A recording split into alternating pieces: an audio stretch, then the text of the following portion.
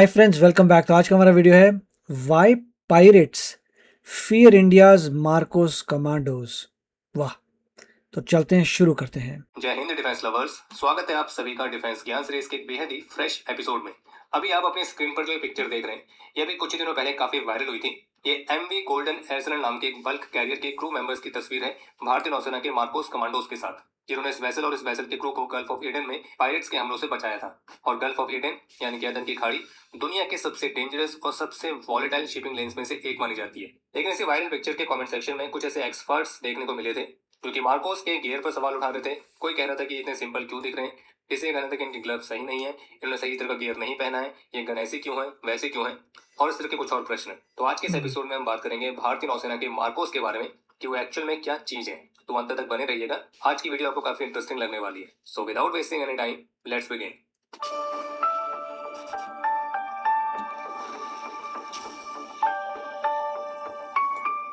Marcos, जिसका official नाम है मरीन कमांडो फोर्स, जो कि भारतीय नौसेना की एक एलिट स्पेशल फोर्सेस यूनिट है और जिसे औपचारिक रूप से 1987 में रेस किया गया था। लेकिन इसके जो रूट्स हैं वो 1971 के भारत पाकिस्तान युद्ध के डाइविंग और एम्फीबियस रिक्वायरमेंट से आते हैं। मार्कोस का मोटो ब्रूटली सिंपल है, द फ्यू द फ्यूलेस। मार्कोस की गिनती दुनिया की डेडलीस्ट मैरीटाइम स्पेशल फोर्सेस में होती है। Amphibious warfare, counter terrorism, direct action, special reconnaissance, hostage rescue, asymmetric warfare, सब इनके फॉर्मल टास्किंग का पार्ट है। इनके कुछ मशहूर निकनेम भी हैं, जैसे कि दाढ़ी वाला फौजी, मगरमच्छ या फिर ghost of Indian ocean. Marcos Mumbai, Visakhapatnam, Goa, Kochi, port Blair जैसे बेसिस से ऑपरेट करती है और एक डेडिकेटेड गैरिसन आईएनएस करने के थ्रू ईस्टर्न सीबोर्ड पर परमानेंटली स्टेज रहते हैं। यानी कि इंडियन ओशन रीजन में कहीं भी किसी भी वक्त और एक वॉरशिप के डेक पर मार्कोस डिटैचमेंट हो सकता है। इनका जो सिलेक्शन प्रोसेस है वो भी बहुत ही ब्रूटल है, जो कि 4 फेसेस में होता है। Pre selection, selection, basic asset training और प्रोबेशन। और इसके पहले फेज में ही 50 to 80% कैंडिडेट्स ड्रॉप हो जाते हैं। फिर एक 5 वीक का सिलेक्शन, जिसमें हेल वीक 1 और हेल वीक 2 जैसे ब्लॉक्स होते हैं। 20 किलोमीटर का morning run, sleep deprivation, live ammunition drills, continuous physical task, anti piracy, anti hijacking, high altitude commando course, ये सब शामिल रहता है। और इस प्रोबेशन के बाद ओवरऑल एट्रिशन अप्रोक्सीमेटली 98% तक पहुंचती है, यानी कि 100 में से लगभग 2 ही लोग बैच तक आते हैं। मार्कोस का जो एक मेजर रिएक्शन टाइम है वो अराउंड 0.27 सेकंड्स तक रिकॉर्ड किया गया, जो कि किसी क्लोज क्वार्टर बैटल के लिए एक इंसेन लेवल की रिफ्लेक्स स्पीड है। इनकी जो ट्रेनिंग है वो यूएस नेवी सेल्स, ब्रिटेन के एसएएस जैसे यूनिट्स के साथ भी एक जॉइंट मॉड्यूल्स को इंक्लूड करती है।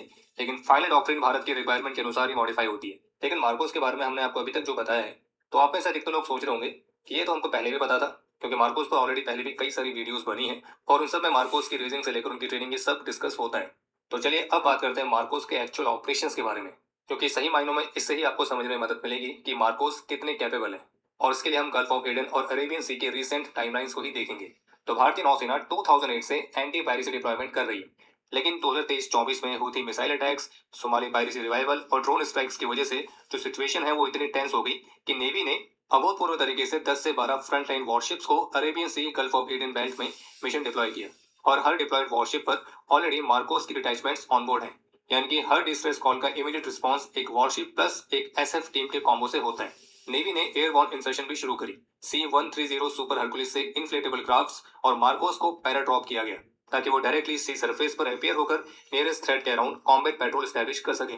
और फिर जब 2024 में लीला नॉरफॉर्क नाम के मर्चेंट वेसल पर हाईजैक का प्रयास किया गया, जहां पे अननोन पायरेट्स ने क्रू को टारगेट करने का प्रयास किया था, तो इस वेसल से मिले डिस्ट्रेस कॉल के रिस्पॉन्स में भारतीय नौसेना ने वॉरशिप, पीएटाई मैरीटाइम पेट्रोल एयरक्राफ्ट और MQ-9B long range drones deploy किए थे। और मार्कोस बोर्डिंग टीम ने शिप को सिक्योर किया। 21 क्रू मेंबर्स, जिनमें 15 भारतीय थे, उनको सेफली रेस्क्यू किया।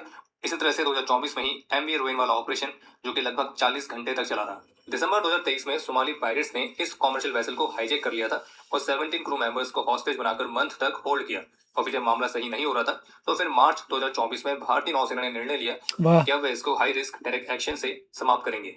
और यह ऑपरेशन होना था भारत की कोस्ट लाइन से करीब 2600 किलोमीटर दूर। इस ऑपरेशन में शामिल थे भारतीय नौसेना की INS Kolkata, P8I aircraft, MQ-9B सी गार्डियन यूएवी और C-17 एयरक्राफ्ट से ड्रॉप किए गए मार्कोस कमांडोज।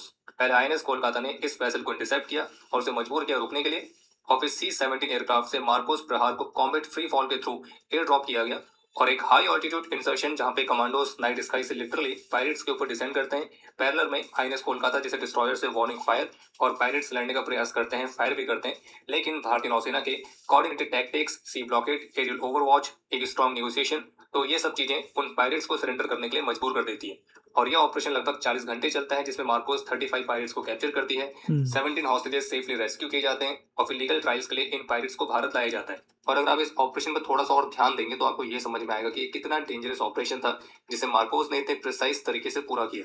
ये डेंजरस क्यों था? क्योंकि एक तो ये भारत की कोस्ट लाइन से बहुत दूर कंडक्ट हो रहा था, कोई भी क्विक रीइंफोर्समेंट यहाँ पे आने के चांसेस नहीं थे, कोई भी फ्रेंडली पोर्ट पास में नहीं था, एक बहुत ही लिमिटेड मार्जिन था मेडिकल या फिर लॉजिस्टिकल फॉल बैक के लिए। इसके अलावा पहले पायरेट्स ने एक इंडियन शिप लॉन्च ड्रोन को शूट करके ये साबित किया था कि वो बहुत ही एग्रेसिव हैं, आर्म्ड हैं और नेवी के डिस्ट्रॉयर को एंगेज करने के लिए रेडी भी हैं। और ऐसी स्थिति में उस वेसल पर उतरना किसी सरप्राइज रेड के कंपैरिजन में ज्यादा लीथल है। इंटेलिजेंस ये बताती है कि जो एमवी रुएन है उसे पायरेट्स एक मदर शिप की तरह इस्तेमाल कर रहे थे ताकि उसकी मदद से वो अन्य मर्चेंट वेसल्स पर भी हमले कर सके। तो इसलिए इस बात की बहुत अधिक प्रोबेबिलिटी थी कि उनके पास एक्स्ट्रा वेपन्स हो सकते हैं, हाई एक्सप्लोजिव्स हो सकते हैं और वो ज्यादा टैक्टिकली प्रिपेयर हो सकते हैं। और इन सारे सिनेरियोस का हम केवल अंदाजा ही लगा सकते थे, एक्चुअल में क्या है वो तो वहीं पर उतर के सामने आना था। और ऐसे में मार्कोस को डोमिनेट करना था इन 35 शूटर्स को, वो भी क्लोज क्वार्टर में, और हॉस्टेजेस को सिक्योर भी करना था। और इसलिए इस तरह के high risk ship boarding scenarios में ऐसा बहुत ही रेयर होता है कि किसी को इंजरीज भी नहीं हुई, सारे पायरेट्स पकड़े भी गए, वो भी अलाइव, और सारे हॉस्टेजेस को रेस्क्यू भी कर लिया गया।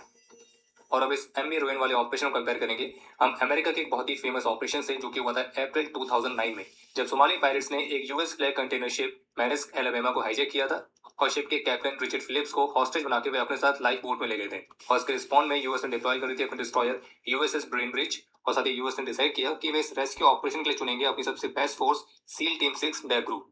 और फिर अंधेरे की आड़ में यूएस की special forces SEAL team 6 ocean पर पैराशूट की मदद से उतरी, यूएसएस ब्रेन ब्रिज को बोर्ड किया और एक तनावपूर्ण स्टैंड ऑफ की शुरुआत हुई।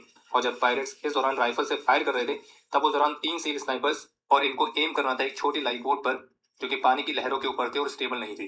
लेकिन फिर भी 3 शॉट फायर होते हैं और तीनों पायरेट्स ढेर हो जाते हैं और सारे के सारे हेड शॉट, ताकि अनजाने में पायरेट्स ट्रिगर दबा के हॉस्टेज को ना मार दें। बाकी हॉस्टेज कैप्टन फिलिप्स को सेफली रेस्क्यू कर लिया जाता है।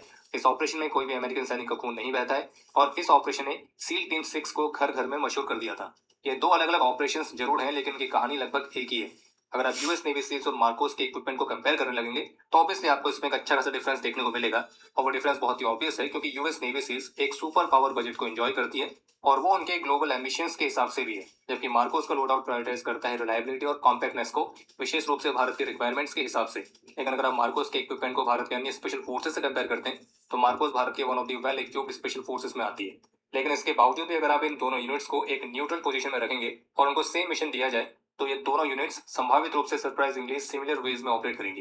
लेकिन फिर भी इनको जिस तरह के मिशंस के लिए ट्रेन किया गया है वो उनकी कंट्रीज को रिफ्लेक्ट करती है, उनकी कंट्रीज के रिक्वायरमेंट को दर्शाती है।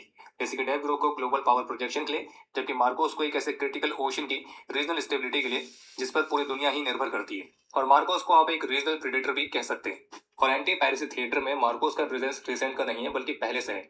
2017 में एमवी जगमर, जो कि एक इंडियन फ्लैग बल्क कैरियर था, तो गल्फ ऑफ एडन में उसको हाईजैक करने का प्रयास किया जाता है। करीब 12 पायरेट्स रोप्स, लैडर्स और ग्रैपलर्स के साथ उस शिप पर चढ़ने की कोशिश करते हैं, लेकिन जैसे ही एसओएस मिलता है भारतीय नौसेना की स्टेल्थ फ्रिगेट आईएनएस त्रिशूल सीन पर पहुंचती है और मार्कोस की पहली टीम चेतक हेलीकॉप्टर से फास्ट रोप करती है, दूसरी टीम इनफ्लेटेबल बोट से अप्रोच करती है और दोनों मिलकर पायरेट्स को ओवरपावर करते हैं। एक AK-47 मैगजीन, फ्यूल ड्रम्स और अन्य चीजों को सीज करके पायरेट्स को डिसआर्म्ड स्टेट में उनके स्किफ पर रिलीज किया जाता है और जगमर सेफली सऊदी अरब की तरफ सेल कर जाती है। इसी तरह से 2018 में INS Sharda Liberian merchant vessel Lord Mountbatten का डिस्ट्रेस कॉल रिसीव करती है। 7 से 8 स्किप्स और सस्पेक्टेड मदर वेसल्स शिप को सराउंड कर रहे होते हैं। फिर आईएनएस शारदा से मार्कोस की टीम लॉन्च होती है, जिसमें एक AKM राइफल और एक फील्ड मैगजीन रिकवर होती है। और जो पायरेट्स होते हैं वो मार्कोस को देख के पहले ही भाग गए होते हैं। मिड 90s में मार्कोस को जम्मू कश्मीर की वुलर लेक और झेलम नदी पर भी डिप्लॉय किया गया था, क्योंकि ये जगह घाटी में घुसपैठ करने के लिए पाकिस्तानी आतंकियों के लिए एक मेजर रूट हुआ करती थी। तो इसलिए यहाँ पे एक फुल मार्कोस की प्रहार टीम को डिप्लॉय किया गया, जिसमें 18 कमांडोज थे, जिन्होंने इस लेक पर काउंटर इंसर्जेंसी ग्रिड स्टैब्लिश करी। और फिर इनके डिप्लॉयमेंट के बाद से इस जगह से वाटर रूट के साथ साथ जो घुसपैठ की कोशिश थी तो वो लगभग जीरो हो गई थी, क्योंकि आतंकियों के अंदर इस हद तक डर बैठ गया था कि उन्हें लगता था कि अगर वे यहाँ से जाएंगे तो ये जो दाढ़ी वाली फौज है ये उनके बोट की साइड से डार्क वाटर से कहीं से भी निकल के सामने आ जाएंगे। इसी तरह से 1999 का जो कारगिल कॉन्फ्लिक्ट है तो उसमें जो मार्कोस के ऑपरेटर्स थे तो वे कारगिल के हाई ऑल्टीट्यूड टेरेन में दुश्मन की पोजीशंस के रिकॉनेसेंस कंडक्ट करने वाले उन पहली यूनिट्स में से एक थे। यानी कि प्राइमरली एक मैरीटाइम यूनिट से फंक्शन करते हुए इन्होंने बेहद इफेक्टिव तरीके से हिमालय की ऊंचाइयों पर भी परफॉर्म करके दिखाया। तो आप समझ सकते हैं कि जो ट्रेनिंग है वो केवल समुद्र तक ही सीमित नहीं है। और प्रैक्टिकल टर्म्स में मार्कोस क्लोज रेंज ऑपरेशंस में किसी भी टियर 1 मैरीटाइम यूनिट की जितने ही लीथल है। और ये सारे ऑपरेशंस एक पैटर्न दिखाते हैं कि मार्कोस एक शो ऑफ फोर्स से ज्यादा एक सर्जिकल टूल है। मिनिमल शॉट्स, मैक्सिमम कंट्रोल और एनिमी को या तो डेटर करना है या फिर प्रिसाइज वॉयलेंस से न्यूट्रलाइज करना है। मुंबई के 26/11 वाला जो ऑपरेशन था, जो कि आमतौर पर भारत के एलिट फोर्स एनएसजे के नाम से याद रखा जाता है, लेकिन टैक्टिकल टाइमलाइन देखा जाए तो ताजमहल होटल के अराउंड मार्कोस ने एक क्रूशियल अर्ली रोल प्ले किया था। ताज होटल पर जब पाकिस्तानी आतंकियों ने हमला किया था, उन्होंने कई सारे हॉस्टेज बनाए थे, मल्टीपल फ्लोर्स पर मूवमेंट कर रहे थे। तब एनएसजे के आने से पहले मार्कोस टीम ने ही वाटर फ्रंट साइड से एंट्री ली थी, रूम्स और कॉरिडोर्स को सिस्टमेटिकली क्लियर किया था और एनएसजे के आने तक एक कंटेनमेंट और इंटेलिजेंस पिक्चर सेट की थी। लेकिन वापस आते हैं उस वायरल फोटो पर कि एक पायरेसी रेस्क्यू में मार्कोस का प्राइमरी ऑब्जेक्टिव क्या होता है। क्रू को सेफली रेस्क्यू करना, शिप को स्ट्रक्चरली सेफ रखना, एविडेंस प्रिजर्व करना ताकि पायरेट्स को लीगल ट्रायल में कनेक्ट किया जा सके, और एस्केलेशन को अवॉइड करना ताकि बाकियों का इंटरफेरेंस ना बढ़े। तो आपको क्या लगता है कि इस तरह के एनवायरनमेंट में उनका वेपन चॉइस किस तरह का रहेगा? इसका सीधा सा आंसर यही है कि अलग अलग सिचुएशन के हिसाब से आपको मार्कोस का एसरन अलग अलग दिख सकता है, और ये इंस्टाग्राम या फिर यूट्यूब के कंपैरिजन को जीतने के हिसाब से डिसाइड नहीं किया जाता है। ये डिसाइड किया जाता है कि आपको किस तरह की सिचुएशन में शिप पर बोर्ड करना है, अंधेरे में या दिन के उजाले में। घर से आपको सैकड़ों मील दूर करना है, जहां पे आपको पता है कि अगर कुछ भी गलत हुआ तो जल्दी से वहां पे तुम्हारी मदद के लिए कोई और नहीं आने वाला है। और सिंपल से गियर के साथ देखने वाली एक पिक्चर पूरी स्टोरी नहीं बताती। सही बात है। पूरी स्टोरी बताती है वो ऑपरेशंस, जिसमें कैसे 35 पायरेट्स को कैप्चर किया, 17 हॉस्टेजेस सेफली रेस्क्यू किए, मल्टीपल शिप्स को सेव किया है, काउंटलेस क्रू मेंबर्स की जान बचाई है, और वो भी जीरो एरर के साथ। देखिए, बहुत ही अच्छा वीडियो था, इन्होंने बहुत अच्छा कंपैरिजन किया है और बहुत ही क्लियर बताया कि मिशन पे डिपेंड करता है, रोल पे डिपेंड करता है कि आपकी कंट्री का रोल क्या है। आप ऐसे सीधा कंपेयर नहीं कर सकते। नेवी सील का अपना पर्पस है, मार्कोस का अपना है, यूएस में मरीन्स है, उसका अपना, हर एक के अपने ऑब्जेक्टिव्स हैं। मगर ये क्लैरिफाई किया कि मार्कोस जो है at par with navy SEALs है। कहने का मतलब है कि हमारे बेस्ट ऑफ द बेस्ट ही मार्कोस में जाते हैं और बहुत ज़बरदस्त ट्रेनिंग होती है। 60-70% लोग ड्रॉप ऑफ हो जाते हैं, जो बचते हैं दे आर द बेस्ट। सब इक्विपमेंट दिया जाता है। हाँ, इतना नहीं है जितना नेवी सील का, मगर रिक्वायरमेंट भी नहीं है। इंडिया की रिक्वायरमेंट है कि अपने आसपास के ओशंस में पूरा कंट्रोल रखें, पायरेसी बंद करें। मार्कोस ने मल्टीपल ऑपरेशंस किए, उसमें दिखा दिया कि दे आर वेरी गुड, बहुत अच्छे से काम करते हैं। उन्होंने मारा भी नहीं पायरेट्स को, सीधा लाइव पकड़ा, लोगों को छुड़ाया। तो जो मोटिव था वही है कि स्ट्रेटेजिकली जाओ, पकड़ लो, लोगों को छुड़ा दो, ख़त्म। यूएसए का एग्जांपल दिया कि उसमें शो ऑफ फोर्स का एग्जांपल देते हैं, तो उन्होंने सीधा हेडशॉट से उनको उड़ा दिया। वो यूएसए का अपना ऑब्जेक्टिव था। तो बहुत ही अच्छा बता रहे हैं। साथ में हमने भी सुने थे केसेस जहाँ पे जब पायरेट्स को पता लगता था कि मार्कोस आ रहे हैं, वो छोड़ के भाग जाते थे। ऐसा एटलीस्ट 2 बार मैंने देखा है कि न्यूज़ आती थी कि हाईजैक हो गया, फिर न्यूज़ आती थी मार्कोस इंडिया का आ रहा है, छोड़ के भाग जाते थे। तो 2 बार होने के बाद इसे क्लियर हो गया कि उनको भी पता है पायरेट्स को कि मार्कोस से पंगा नहीं लेना। और अच्छी बात है कि देखिए, इंडिया इतनी एक्टिविटी कर रही है, इसीलिए हमारे सोल्जर्स जो हैं पूरे पावरफुल हैं, कॉम्बैट रेडी हैं कंपेयर टू चाइना, जो मुझे नहीं लगता चाइना को कभी मौका भी मिलता होगा ये सब करने का। तो बहुत अच्छा वीडियो था, बहुत खुशी हुई देखकर। अगर बोल रहे हैं इंटरनेट में लोगों ने कंपेयर किया है कि गियर सेम नहीं है, हु केयर्स। पॉइंट ये है कि इंडिया का जो गोल है वो पूरा हो रहा है। इंडिया ने जो अपने ऑब्जेक्टिव रखे हुए हैं अपने सोल्जर्स के लिए कि इस पूरे एरिया में आपको ये करना है, वो कर पा रहे हैं, और जो इक्विपमेंट उनको चाहिए उस काम के लिए वो यूज़ कर रहे हैं। Very good. और मुझे लगता है कि रोटेट भी करते होंगे, जो यंगस्टर्स हमारे बनते होंगे मार्कोस 1 आध साल के लिए बनते होंगे, फिर नए लोग आते होंगे, क्योंकि ये बहुत ही पेचीदा और डिफ़िकल्ट काम है। तो आप बताइए इसके बारे में आपके क्या विचार हैं? आपको क्या लगता है, अगर पॉसिबिलिटी हो तो अगर कोई जा रहा है आर्मी वगैरह में, तो या they should try for Marcos? क्योंकि मेरे ख्याल से हर डिवीजन से मार्कोस में अप्लाई कर सकते होंगे, and if they can become Marcos that will be great achievement पूरी ज़िंदगी की। तो चलते हैं, मिलेंगे अगले वीडियो में। Take care, bye bye.